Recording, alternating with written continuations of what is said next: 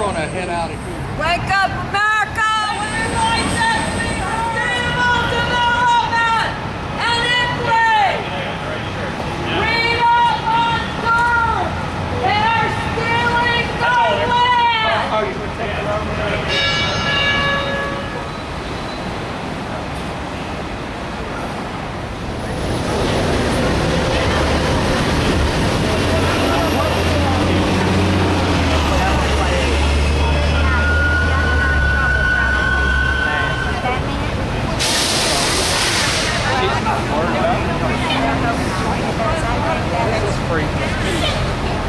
Our great nation, America, in its birth, came through very turbulent times to become a sovereign nation. God-fearing and courageous men and women took a stand and put their lives in sacred honor on the line to make America free and to give us liberty. Many did in fact lose their lives, some lost their families, and many their properties that struggled for independence that you and I enjoy today.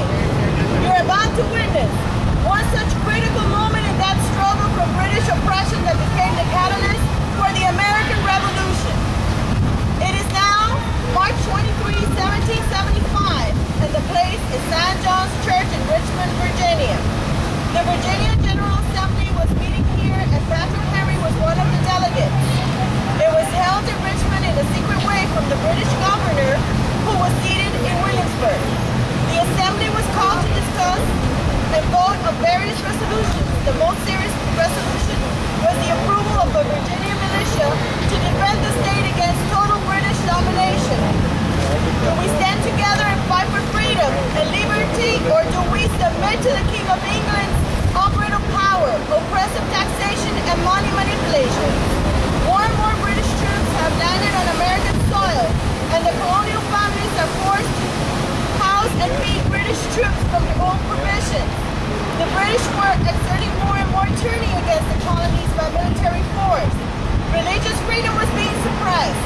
Patrick Henry previously had witnessed a man being flogged so bad that he saw parts of his ribs through the torn flesh. When inquiring about what this man had done, he was horrified to learn that this man, a minister, was being punished because he refused to get a license. The King of England had authorized one church called the Church of England, and many God-fearing families came to America for religious freedom. The minister died 3 days later. Patrick Henry knew that drastic measure had to be done. The situation looked hopeless, but we had to fight. The colonies did not have any formal army. One by one, the delegates that spoke advised not to resist and to give in to the British. It was now Patrick Henry turned to speak. Mr. Henry, you have the floor.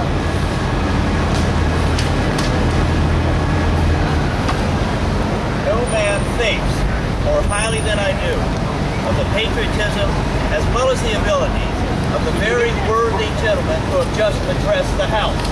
But different men often see the same subject in different lights. And therefore I hope it will not be thought disrespectful to those gentlemen if, entertaining as I do opinions of a character very opposite of theirs, I shall speak forth my sentiments freely and without reserve. This is no time for ceremony. The question before the House is one of awful moment to this country. And for my own part, I consider it as nothing less than a question of freedom or slavery. And in proportion to the magnitude of the subject ought to be the freedom of the debate. It is only in this way that we can hope to arrive at truth and to fulfill the great responsibility which we hold to God and our country. Should I keep back my opinion at such a time for fear of giving offense, I shall consider myself as guilty of treason towards my country and of an act of disloyalty towards the majesty of heaven, whom I revere above all earthly kings. Mr. President, it is natural for a man to indulge in the illusions of hope. We are apt to shut our eyes against a painful truth and listen to the song of that siren till she transforms us into beasts. Is this the part of wise men engaged in a great and arduous struggle for liberty? Are we disposed to be of the number of those who, having eyes, see not, And having ears, hear not those things which so nearly concern our temporal salvation. For my part, whatever anguish of spirit it may cause, I am willing to know the full truth, and to know the worst, and to provide for it. I have but one lamp by which my feet are guided, and that is the lamp of experience. I know of no way of judging the future but by the past. And judging by the past, I wish to know what there has been in the conduct of the British ministry in the past 10 years to justify those hopes which gentlemen have been pleased to solace themselves in the House. Is it that insidious smile with which our petition has been lately received?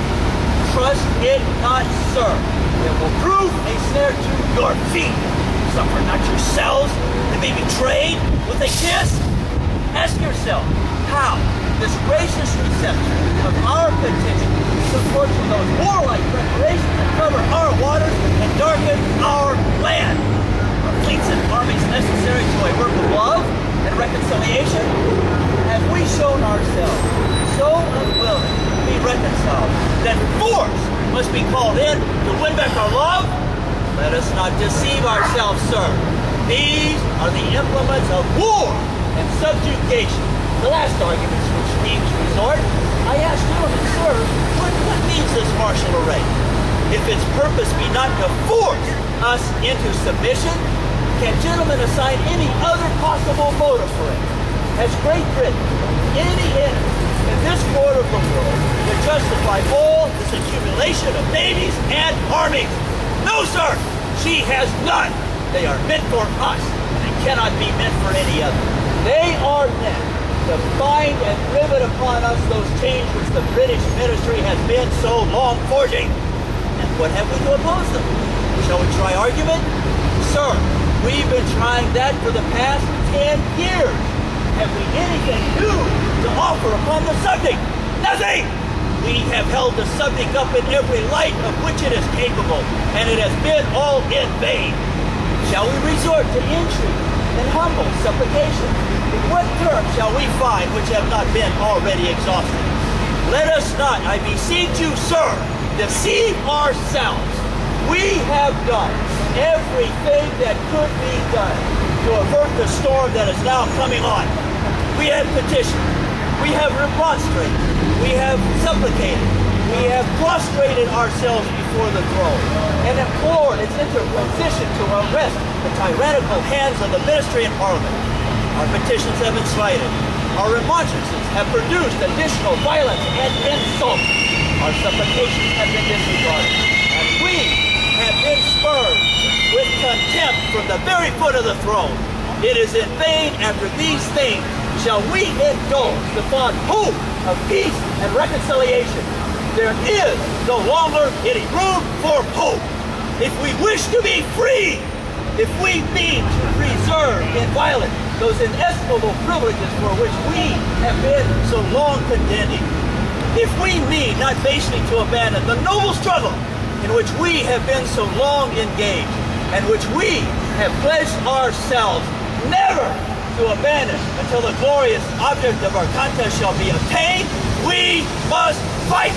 And I repeat it, sir, we must fight. They tell us that we are weak, unable to cope with so formidable an adversary. But when shall we be stronger? Will it be the next week? Will the next year? Will it be when we are totally disarmed and a British guard shall be stationed in every house? Shall we gather strength by irresolution and inaction? Shall we acquire the effectual means of resistance by lying supinely on our backs and hugging the delusive phantom of hope till our enemy shall have bound us hand and foot? Sir, we are not weak if we make a proper use of those means which the God of nature has placed in our power. The millions of people armed in the holy cause of liberty, and in such a country as that which we possess, are invincible by any force our enemy can send against us. Besides, sir, we shall not fight our battles alone. There is a just God who presides over the destinies of nations, and who will raise up friends to fight our battles for us. The battle, sir, is not to the strong alone. It's to the vigilant, the active, the brave. Besides, sir, we have no election. If we were base enough to desire it, it is now too late to retire from the contest. There is no retreat, but it's submission and slavery. Our chains are formed. Clanking may be heard on the plains of Boston. The war is inevitable, and let it come. And I repeat it, sir. Let it come. It is in vain, sir, to extenuate the matter. Gentlemen may cry, peace, peace, when there is no peace. The war has actually begun. The next gale that sweeps from the north will bring to our ears the flash of resounding arms. Our brethren are already in the field. Why stand we here idle? What is it the gentlemen wish? What would they have? Is life so dear and peace so sweet to be purchased at the price of chains and slavery? Forbid it, Almighty God! I don't know what course others may take, but as for me, give me liberty or give me death! You see, you cannot do this in Ocala.